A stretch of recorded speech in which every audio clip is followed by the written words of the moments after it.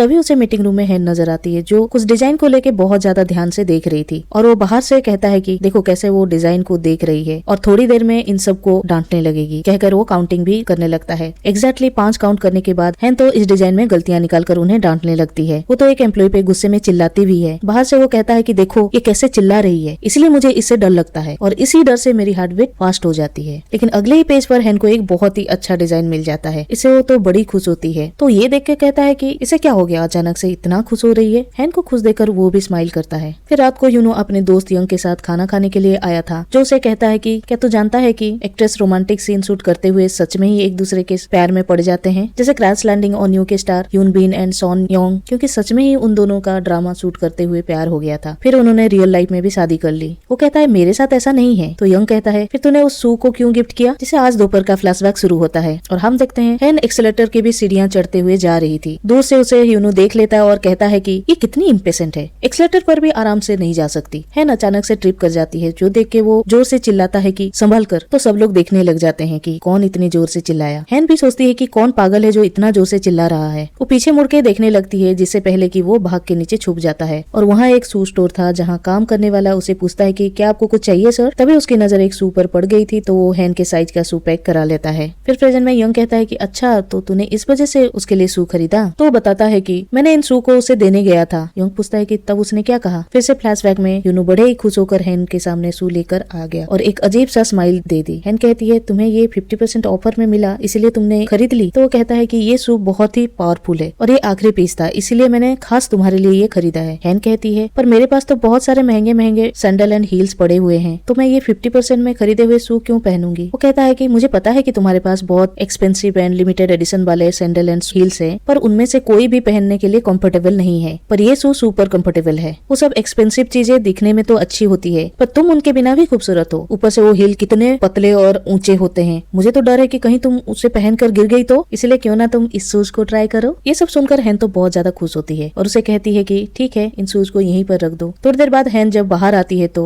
वो यूनो के दिए हुए शू को पहनी हुई थी। ये देखकर यूनो तो बहुत ही ज्यादा खुश हो जाता है। तभी उसका जूनियर आता है और कहता है कि आज बॉस थोड़ी सी अलग लग रही है। तो हंसते हुए कहता है कि हाँ पता है बहुत सुंदर लग रही है। तो जूनियर कहता है कि नहीं मुझे तो गुस्से में लग रही है। तभी हैन से मिलने के लिए यंगसन आता है, तो उन्हें देखकर जूनियर कहता है कि आजकल ये यंगसन बॉस से कुछ ज्यादा ही मिलने आता है। तो कहता है कि वो तो हर्षायना स्टोर के बारे में डिस्कस करने के लिए मिलते हैं। जूनियर कहता है पर हर दिन साथ में लंच करते हैं, कॉफी पीते हैं, साथ में वॉक करते हैं। तो कहता है कि ये सब वर्कहॉलिक लोगों की आदत है, कॉफी पीते हुए चलते हुए काम की बात करना। पर तभी दोनों देखते हैं कि यंगसन तो हैन के बाल टच कर रहा था, जो देख के जूनियर तो हैरान रह जाता है।